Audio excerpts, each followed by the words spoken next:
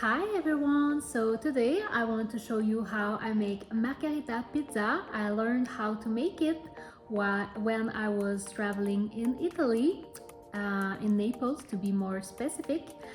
This version is, I think, pretty close to the version that I did in Italy. So let's do it.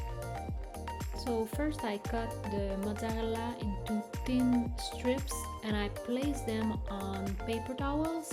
I press the cheese 2-3 times to remove excess moisture. So this is really just to remove moisture that I do that.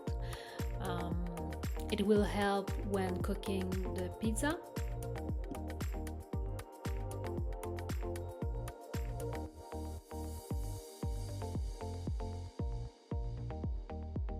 So here I'm making the sauce with tomatoes, fresh tomatoes, but you can also use canned tomatoes and you just blend 3 to 4 whole tomatoes from the can without the juice, and you just add a little bit of salt, and this is good too.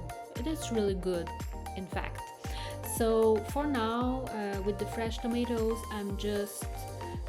I have boiled my tomatoes for 10 minutes and I transfer them in an ice bath for about 3 minutes. I peel and I chop the tomatoes and I blend for 1 to 2 minutes and I add salt.